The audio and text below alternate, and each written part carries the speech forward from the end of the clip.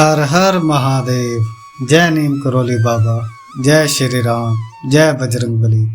नमस्कार दोस्तों, एक बार फिर से आप सभी का स्वागत है आपके चैनल पिंकी स्टोरीज।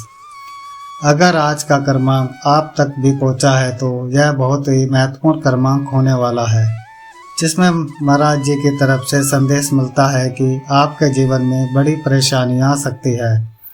और यह मैं नहीं कह रहा, यह तो स्वयं महाराज जी का संदेश, एक ऐसा संदेश जो चेतावनी भी है और एक ऐसा अवसर भी। इसीलिए अगर आप तक भी यह क्रमांक पहुंचा है तो क्रमांक को पूरा अवश्य सुनिएगा ताकि संपूर्ण जानकारी आपको प्राप्त हो सके।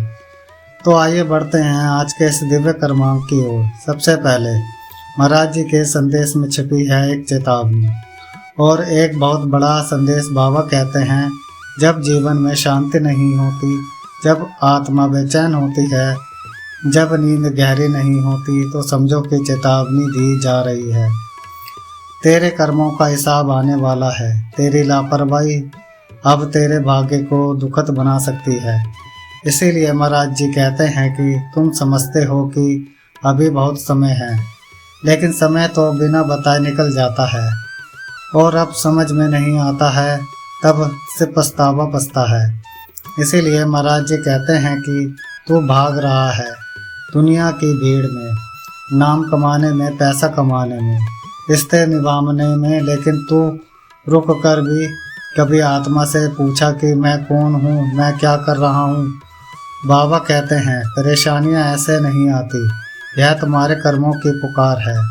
जब तू सत्य से भटकता है तो प्रकृति तुझे झकझोरती है और कहती है बार बार कि अब भी समय है, सुधर जाओ। लेकिन अभी समय है, हाँ अभी भी वक्त है, सुधर जाओ। बाबा कहते हैं, सुबह का 1 घंटा अपने ईश्वर को 2 दिन में एक बार किसी भूखे को खाना खिला दो।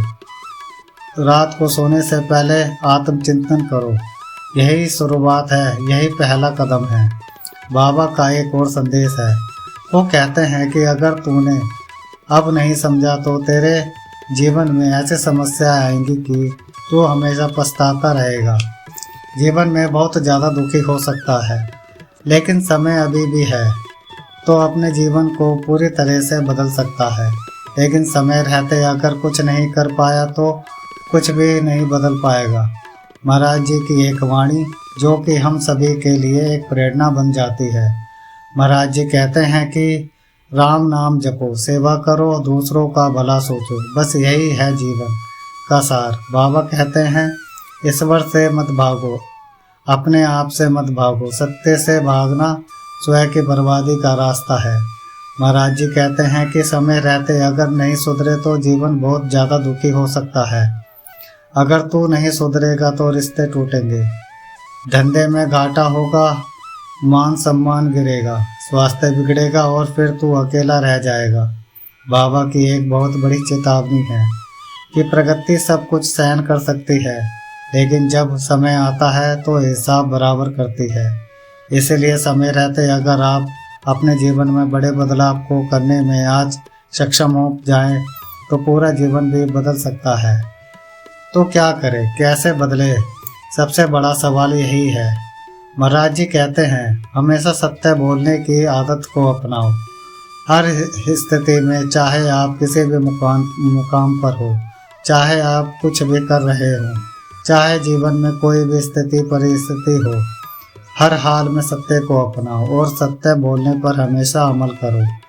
जो व्यक्ति सत्य के साथ जीवन में आगे बढ़ते हैं, ऐसे व्यक्ति का समय भी कुछ नहीं बिगाड़ सकता। इसीलिए पहली सीख यही महाराज जी देते हैं, हर हाल में सच बोलने की आदत सीखो। दूसरा, माता पिता और गुरु का सम्मान करो। जिस प्रकार से आज के इस आधुनिक युग में सभी रिश्ते धीरे धीरे खराब होते जा रहे हैं, रिश्तों के मायने ख़त्म होते जा रहे हैं। जो महत्व हुआ करता था सभी रिश्तों में, वो महत्व धीरे धीरे धूमिल हो रहा है। इसीलिए महाराज जी कहते हैं कि माता पिता और गुरु से बड़ा कोई नहीं होता। तो इसलिए माता पिता का सम्मान करिए, गुरु की बातों को अपनाइए और ईश्वर की शरण में रहिए। ईश्वर का स्मरण कीजिए तो आपके जीवन में हर प्रकार के दुखों से आपको स्वयं ही निदान मिल जाएगा। आपको इधर उधर कहीं भटकने की आवश्यकता नहीं। जिस व्यक्ति के माता पिता उससे हमेशा पसंद रहते हैं, उसे आशीर्वाद प्रदान करते हैं, ऐसा व्यक्ति कभी भी हार का पात्र नहीं बनता। दूसरा, जो व्यक्ति हमेशा गुरु के बताए मार्ग पर चलते हैं, गुरु की शिक्षा और दिशाओं को अपनाते हैं, उनका अनुसरण करते हैं, ऐसे व्यक्ति का कभी भी किसी भी प्रकार की स्थिति किसी भी प्रकार से कभी अनिष्ट नहीं कर पाती। और ऐसे ही जो व्यक्ति हमेशा ईश्वर के शरण में रहते हैं, ईश्वर का नाम जपते हैं, ईश्वर के भजन कीर्तन करते हैं, ईश्वर के लिए कार्य करते हैं, ऐसे व्यक्ति का भी कभी अनिष्ट नहीं होता।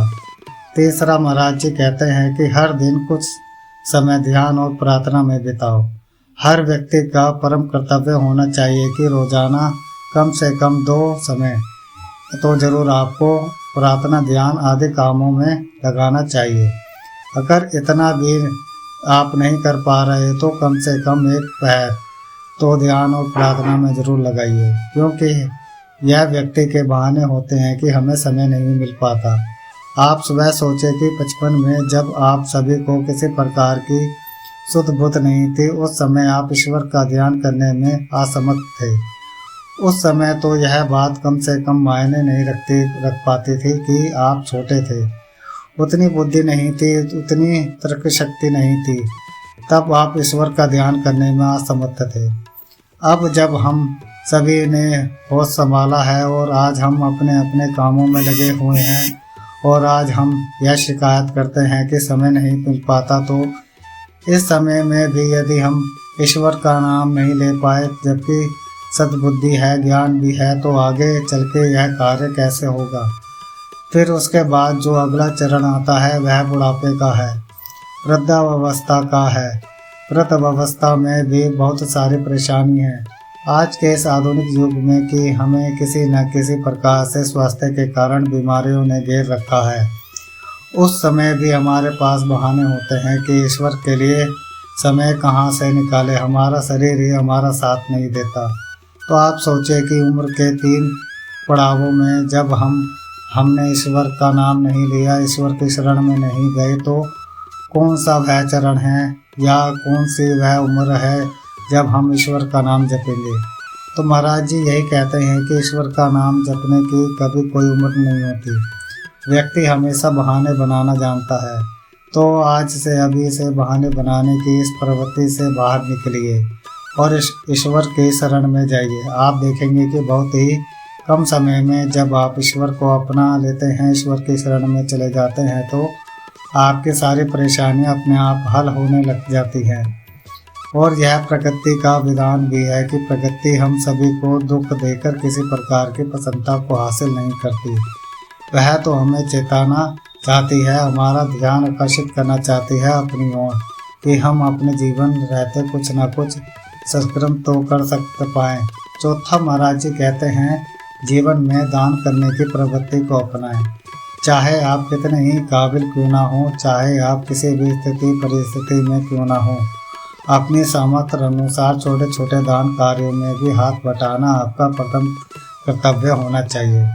आप ईश्वर के काम में 1 पैसा लगाकर देखें, ईश्वर आपको ना जाने कहाँ कहाँ से आपकी झोली भर देंगे, ना जाने कहाँ कहाँ से आपके पास धन आएगा। यह बहुत ही प्रामाणिक तत्व है।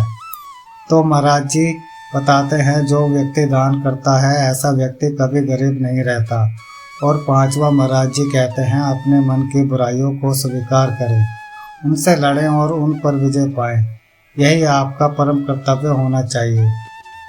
तो यह महाराज जी के द्वारा बताए वह उपाय हैं जो जीवन को पूरी तरह से पूर्व जन्म में स्थापित कर सकते हैं। यानी आज आप जीवन में चाहे किसी भी पड़ाव पर क्यों न हो, लेकिन पूरे जीवन को बदलने की सामर्थ्य इन उपायों में छुपी हुई है। तो इस संदेश का सार क्या बनता है कि आपके जीवन में परेशानी आ सकती है। यह बाबा की भविष्यवाणी नहीं, आपके कर्मों का परिणाम है। लेकिन बाबा यह भी कहते हैं कि आप अपने जीवन में समय रहते यदि बदलाव करने में सक्षम हो पाएँ तो आप अपने जीवन को पूरी तरह से नया बना सकते हैं। यानी कि अगर तू अभी सुधर जा गया तो तू खुद को बचा सकता है, अन्यथा विधि का विधान तो होता ही है। बाबा कहते हैं राम नाम ही सच्चा सहारा है। सच्चे मन से पुकारो तो मैं वहीं मिलूंगा। अब ये समय है सुधर जाओ। तो यह था आज का अद्भुत क्रमांक। आशा करते हैं क्रमांक आप सभी के लिए फलदायी हो। इसी कामना के साथ अब समय आता है विदाई लेने का, और विदाई लेने से पूर्ण समय है रोजाना की प्रार्थना का। और मैं यही प्रार्थना करना चाहूँगा, बाबा जी सभी को समृद्धि और सद्बुद्धि की प्राप्ति कराए और इस संपूर्ण श्लोक का कल्याण करे। जो भक्तजन हमारे चैनल पर नए आए हैं वह हमारे चैनल को लाइक करें, कमेंट करें और शेयर करें और सब्सक्राइब करना ना भूलें। और ज़्यादा से ज़्यादा अपने दोस्तों परिवार वालों को यह वीडियो पहुँचाएं ताकि उन्हें भी संकेत मिल जाए और वो भी अपना जीवन परिवर्तित कर पाएँ और बाबा का आशीर्वाद प्राप्त कर पाएँ। धन्यवाद।